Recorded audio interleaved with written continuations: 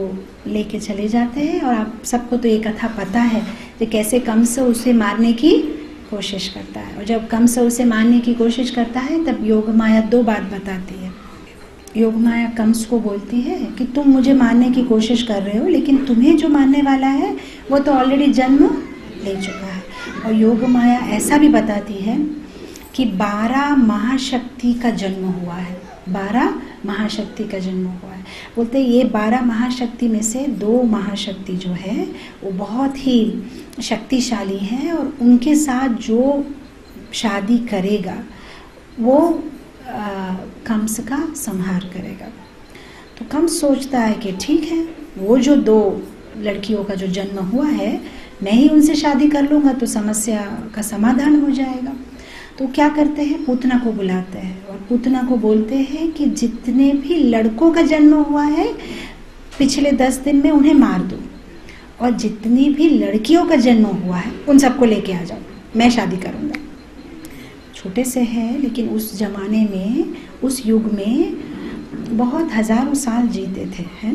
अब हम बात कर रहे हैं सतयुग, त्रेता, द्वापर युग की। इस जमाने हमारी एज कितनी होती है 100 मैक्सिमम, जो आप उतना पॉसिबल नहीं है। और इसके पहले जो युग होता है द्वापर, तब कितने साल तक जीते थे 1000 साल तक जीते थे। तो इसलिए मतलब मैं इसलिए डाउट क्लियर कर रही हूँ कि बहुत सारे लोग सोचेंगे कैसे शादी करेंगे छोटे बच्चे, नहीं वेट करेंगे बड़े होने के बाद शादी करें। तो सारे लड़कियों को लेके जो है पूतना आ रही थी, उन्हें मार नहीं रही थी।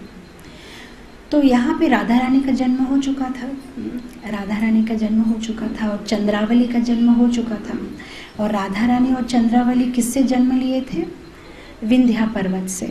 अब आप बोलेंगे पर्वत से कैसे कोई जन्म ले सकता है, लेकिन उस युग में पर्वत भी बोलते थे, चलते थे, और वो भी एक ह्यूमन शरीर में आ सकते थे, उनकी इतनी सिद्धि होती थी। तो विंध्या पर्वत और हिमालय पर्वत में हमेशा चर्चा चलती थी। हिमालय पर्वत बोलता था कि देखो मेरा दामाद कितना बड़ा है, जैसे आजकल के ज़माने में बोलते हैं ना मेरे दामाद के पास तो मर्सिडीज़ है, गाड़ी है, आपके दामाद के पास क्या है। ऐसा ही कुछ वहाँ पे वार्तालाप चल रहा होगा, मैं गैस कर रही हूँ। देखिए मेरा दामाद तो कितना बड़ा है, उसको शिव बोलते हैं, महेश्वर बोलते हैं, कैलाश में रहता है, ये है। हिमालय पर्वत मतलब पार्वती के पिताजी।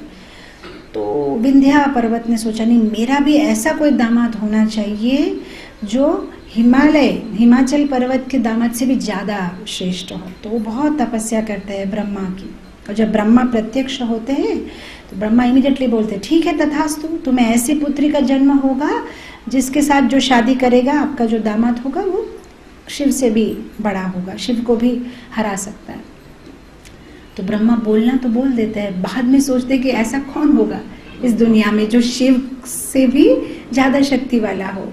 तो अब सारे प्रॉब्लम्स सृष्टि होने के बाद किसके पास जाना है, फिर सोचे अरे कृष्ण के सिवाय तो और कोई सोल्यूशन नहीं है।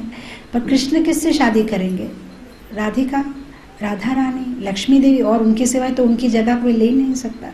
तो फिर ब्रह्मा जो है तपस्या करना शुरू करते हैं, और फिर राधा रानी प्रत्यक्ष होती है और राधा रानी उन्हें आशीर्वाद देती है कि ठीक है मैं आऊँगी, मैं विंध्या पर्वत की पत्नी के घर से जन्म लूँगी।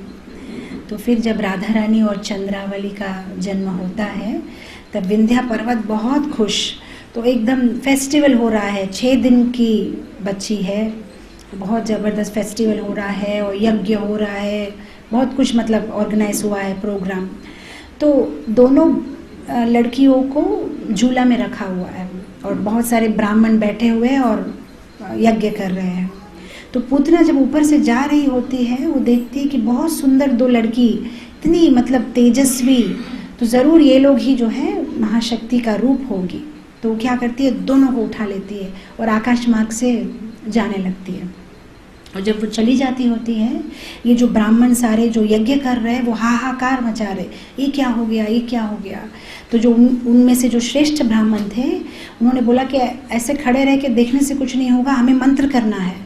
तो फटाफट मंत्र करने लगे कि कैसे ये निशाचरी को, कैसे हमें मतलब उसे मारा जाए। तो जब ये मंत्र तंत्र करने लगे तो पूतना को मार नहीं पाए, लेकिन पूतना की शक्ति कम हो गई।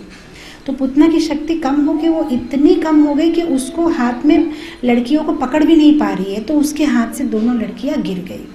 तो चंद्रावली गिर गई भीष्मक राजा के पास और राधा रानी गिर गई रावल में। वृषभानु जी का जो कुंड था जहाँ पे वो स्नान करते थे, तो वहाँ पे एक पद्म फूल में राधा रानी गिर गई। तो जब वृषभानु महाराज स्नान कर रहे थे तब उन्होंने देखा कि एक 1000 पेटल्स वाला, 1000 पेटल्स का एक सुंदर से लोटस में छोटी सी एक लड़की है। तो फिर उन्हें घर ले जाते हैं और उन्हें राधा रानी को बड़े करते हैं और इस तरह से जो है राधा रानी का जन्म होता है। तो बहुत सारे कल्प में अलग अलग कथाएं हैं, राधा रानी कैसे आते हैं, कैसे उनका जन्म होता है, कि जन्म मतलब कैसे उनका प्रत्यक्ष होती है, क्योंकि राधा रानी तो हमेशा से गोलोक में है पर वो प्रत्यक्ष होती है। तो इस तरह से भगवान कृष्ण का जन्म होता है और उसके बाद से बहुत सुंदर सुंदर लीलाएं हैं, कैसे भगवान बड़े होते हैं, उनकी पौगंड लीला, उनकी किशोर लीला,